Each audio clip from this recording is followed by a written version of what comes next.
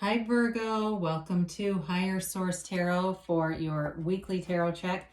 This is for the week of June 6th through June 13th for all Virgo, Sun, Moon, Rising, and Venus.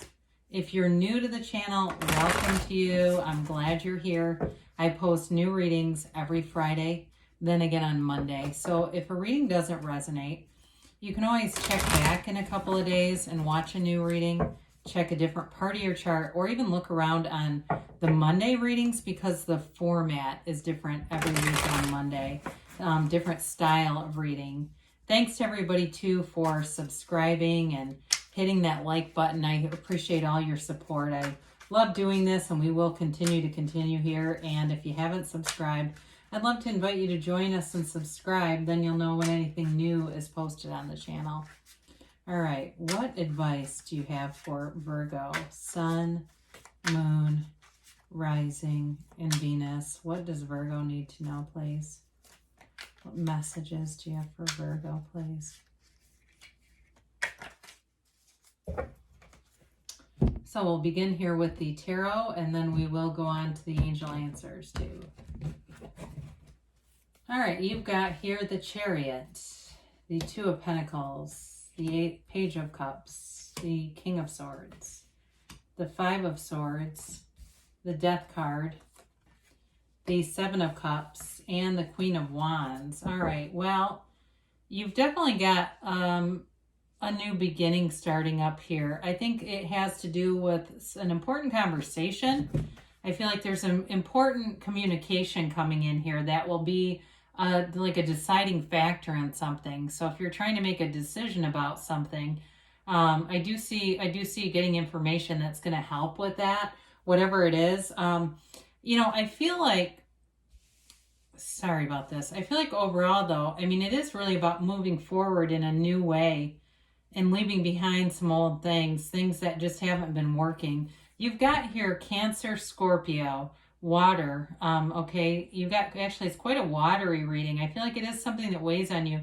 You've got air and earth and fire here too. So with the Chariot, this is all about gains, it's goals, it's hitting that mark. I keep hearing hitting the mark, whatever that means for you. And it may be just having some precision, like really zeroing in on things in your life. If it's work related for you, and you've got some kind of sales quota or some certain thing that you're supposed to hit, that may be what this is about. But in other areas too, though, in love too, it's all about really connecting, having a great connection with someone, moving forward. And I feel like if that's not here, like if you don't have that in a relationship, you're going to keep moving until you find it.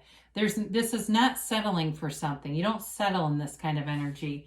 And so with the Queen of Wands here too, I mean, she gets what she wants also. But I do like that sort of that simplicity of the Page of Cups, okay? It brings in kind of a sweet innocence to this because the Chariot's very powerful. It moves forward with great conviction and confidence. So anything that you're asking about here, you do move forward with like I said, this sort of conviction and confidence. The only thing about this that we have to be a little careful with is, it's a law of attraction card, which is wonderful. But he controls things from the mind. And so sometimes we have to be cautious with that because feelings are the real key. He kind of does a little bit of force manifesting.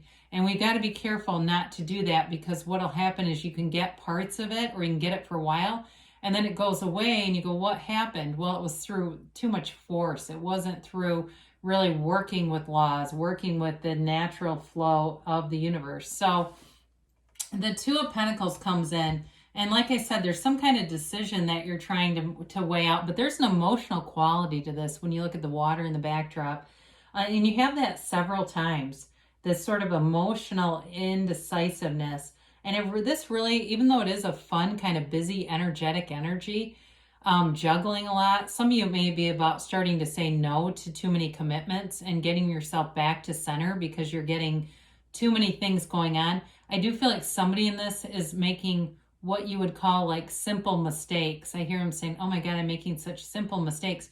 And it's just from being too busy. It's being pulled in too many directions. So Virgo, it's definitely time to get back to center, meditate, and really may be selective in what commitments you pick. If it's something with work especially, but it feels family related too. It just feels like it's all over the place. Like there's just too many people pulling on you. And so with the Page of Cups, you may find that somebody comes in who's helpful, that gives you that extra set of hands, especially if it's something work related where you need like an assistant or you need somebody to come in, or even an intern. If you have something where you get interns, I see that as being a possibility that would help.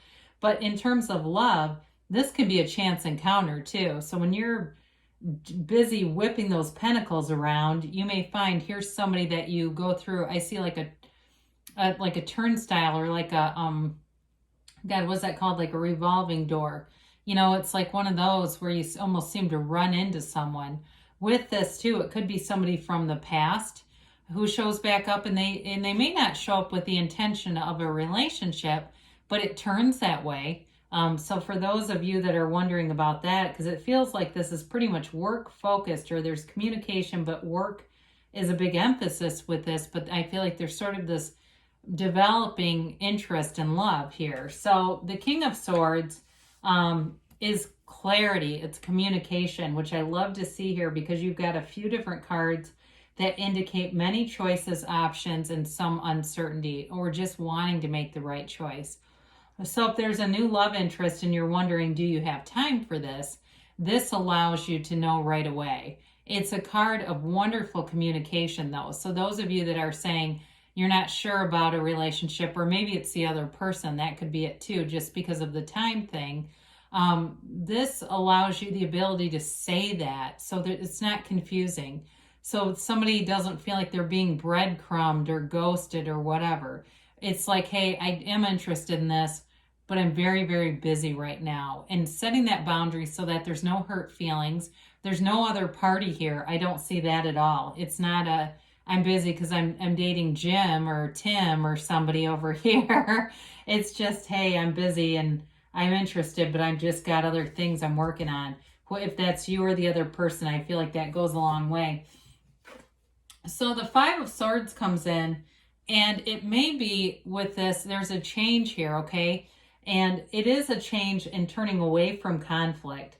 And I feel like the busy energy that's present in the reading, you don't have time for this. Anybody who's looking for a fight needs to pick a different sign, because Virgo is not going to go there. And so it's not I don't feel like there's a huge caution here, like there's really somebody looking. But again, I feel like you're getting really good with boundaries in this reading. And so it gives people structure so it's not confusing, especially if you're making a change. If you know, yep, that's me. I keep saying and yes to things and overcommitting. It's so clear when you can be upfront and tell people this, okay? Because then there's not the confusion. They're not used to it, or they're not expecting. They don't have that expectation here. So in terms of a relationship too, though, I feel like what you're doing in terms of communicating goes a long way as well. And it helps in terms of not having misguided information or thinking taking over, too much thinking and building up some case in your mind or their mind. So the Death card comes in, and it's definitely a card of your soul, your higher self telling you to let go of something. Okay, the white horse represents truth, and they step over these bodies, the body of the king and all this grief. It's stepping over some of the wreckage of the past. But there's also this tiny little boat in the backdrop that rides on the pool of consciousness here. Okay, this water begins with the High Priestess and runs throughout the cards. It's consciousness. It's the soul. It's the soul source here, and going towards that sun in the backdrop. It's a brand new beginning. It's a new point of attraction for you where you're not going to be feeling exhausted. You're going to feel energetic. You're going to feel enthusiastic and like you're living your truth, and you're not apologetic for this at all. Then there's no reason to be. And I feel like as you're doing this, your confidence builds and people around you really start to work with you, especially if you felt like you have been taken for granted. And in terms of a relationship too, I do feel like this person, whoever it is very responsive to, getting some idea of what your needs are. and wanting to be the person to be a match. So the Seven of Cups, like I said, you got a very busy energy here, and it's like all these different cups, right, to manage and to choose from. But with the King of Swords, you've got the clarity to make the right choices for yourself. And some of these, there may be good options, but there can be fear tied a little bit with this, where we go, oh my God, I don't want to pick the wrong thing. Hey, you're in alignment, so you're not going to pick the wrong thing. So I mentioned too, the Queen of Wands is this go-getter energy, but she's also a very beautiful queen. And so some of this may be about too, making sure you're taking time for yourself so that you feel good in your physical body. And because that's high vibrational stuff, you know, I use a little thing at the gym or at the place where I work out that keeps track of my heart rate. And I had said, God, my heart rate drops back down so fast. And the trainer goes, well, that's a very good thing. You want that. That tells us that your heart is healthy and it recovers quickly. And it's that kind of energy, like feeling like, okay, I know my physical body is working well with me, but this is also a card of passion too. So I do feel like any extra things, and I know it gets a little bit old hearing it a million times, right? Any extra things that you don't want in your life, you're going to go into a stage here where you're focused on things that bring you passion and joy and abundance. I just don't see you taking on extra things that you're doing just to please people. Okay, there's no people pleasing here for you. So people, if you're a cross watcher and you're expecting Virgo to do things for you that they don't want to do, it's not going to be happening. But you're going to have freedom from that, Virgo. There's a freedom in this. All right, let's see about a timeline here. All right, you've got a golden opportunity. So, you know, you keep knocking and doors are opening all around you. And so I do feel like as you eliminate some extra stuff, I mentioned this, there's a new dawn for you. It's going to bring in new opportunities. So look for a sign.